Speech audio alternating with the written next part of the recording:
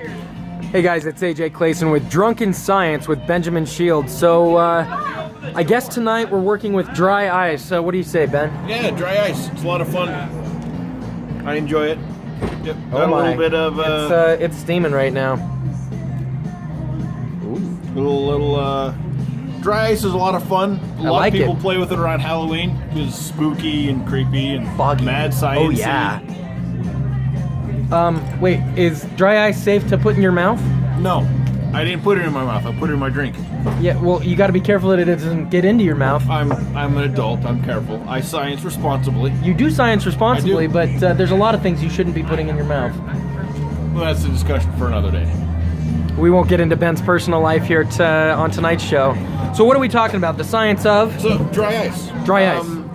Solid carbon dioxide. It is actually a chunk of air. Okay. Not the oxygen, but the air we breathe is around 5% carbon dioxide, depending on where you live. Environmental, it can vary a little bit, but it's roughly 5% carbon dioxide. Okay. And dry ice is pure carbon dioxide, frozen. Don't you do it. A little too close to your lips there, buddy. That's what you said. I thought we weren't getting into personal stuff. Right, sorry. Okay. So what I've got, I've got a 2-liter bottle here. Okay. It's okay. It's a pre-inflated 2-liter bottle. This is how the plastic company ships 2-liter bottles to the soda company. That's a 2-liter bottle. Yes. They hook it into a machine, heat it up, and inflate it like a balloon, and it becomes a 2-liter bottle. Okay. So what it is, I'm gonna have to take your word on that. it's got a 2-liter bottle worth of plastic, so the sides are very thick, so it's extremely strong. Why are you touching that with your finger? That's not safe. It's safe enough.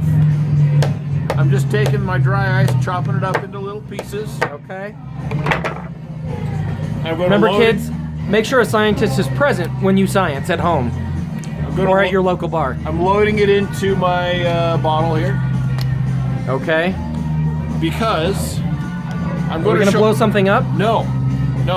The sides are strong enough that it will it'll actually hold atmospheric pressure high enough that you will see something that very few people see in their lifetimes. Which is? Liquid carbon dioxide. Liquid carbon dioxide. Liquid CO2. Liquid CO2. Doesn't exist in Earth's atmosphere. So, Earth's atmosphere is not dense enough, not enough pressure to create liquid CO2. So I've got a bottle all sealed up. Uh-huh. And now we just have to wait. So carbon dioxide, I said, is part of the air. Okay. Do you think there's any place on the planet cold enough that the carbon dioxide would freeze and fall out of the air just spontaneously? Antarctica? Antarctica. In the middle of the Antarctic winter. What about the Arctic? No, Arctic doesn't get as cold. Interesting. Antarctic winter, the coldest temperature ever recorded, I believe, is around 127 degrees below zero. Okay. Dry ice is 109 degrees below zero. The freezing point of carbon dioxide is around 109 degrees below zero. Jeez Louise. So in Antarctica, in the middle of winter, it gets cold enough that you might actually have dry ice snow naturally falling from the sky. Oh my gosh. Yeah. So that's why it's so harsh up down there. That's a side effect of it being so harsh. Okay. So if you look at the sides here, we're starting to get a little bit of a liquid melting out. Okay. Instead of just, there we go, at the bottom, got a little bit of liquid there. That's not just water. No, that's not water. That is pure liquid carbon dioxide. So in a normal 2-liter bottle, though, the sides are going to be too thin to retain that. Will it explode? Don't do this in a normal soda bottle. It will explode. Glass? It will probably hurt you. Do not do it in glass. Glass will explode and hurt you. This is a special bottle. You're sure it's going to hold? Oh yeah. I've done it multiple times in this bottle. So this isn't one of our unexperimented. No, this is something I already have experience with. For safety concerns. For safety concerns. Okay. Now, that's a good amount of liquid CO2. Wow. So why is it melting so fast like that? It's more about the pressure than it is about the temperature. Okay. I mean, it's a little chilly tonight, probably around 60 degrees right now. Mm-hmm. So, I mean, that's 170 degrees difference between this and the air. Okay. So that helps. That helps it melt faster. Okay. But also the pressure. It has to sublimate out to get the pressure to hold there. So we've got a liquid here. You want to drink it? No, thank you.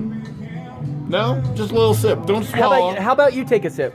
Well, see, if you had been paying attention, you'd know that carbon dioxide cannot be liquid in Earth's atmosphere. So as soon as we open that cap... Right, as soon as we open this cap, the pressure drops, and the liquid will either flash to gas or flash to solid. There we go. This blows up on me. I'm gonna... And now we have It flashed to solid. Well, some of it. Some of it. Carbon dioxide snow. That's incredible.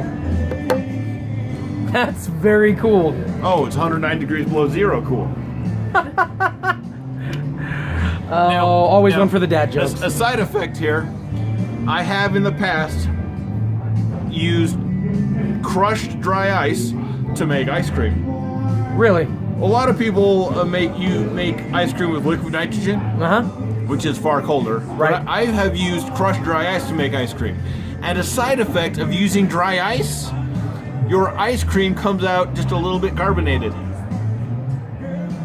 Interesting. Yeah, so I made root beer ice cream, and it came out carbonated. I like this idea. Yes. I think you may have to make that for us one of these nights. We'll see. We'll see. We can, on one of the revisited nights, we can come back to this and have some ice cream. Actually, one of the revisited nights is coming up in 2 episodes. Okay. So, yeah. I'll think of stuff to revisit. Alrighty. If you guys out there think of anything that you want to see revisited, any of our past experiments you'd like to see again, comment below or send us a message on our Facebook page, and we'd love to see it. Also, if you have a cool little science demonstration that you love and you have a lot of fun doing it, send us a message. We would love to have a guest scientist of the week. It's right, because we always science responsibly here. We always science responsibly. Guys, as always, I'm AJ Clayson and Benjamin Schild. And remember to science responsibly. All right, guys, thanks for being with us tonight here at the Union Tavern in Midvale, Utah. We'll talk to you guys soon.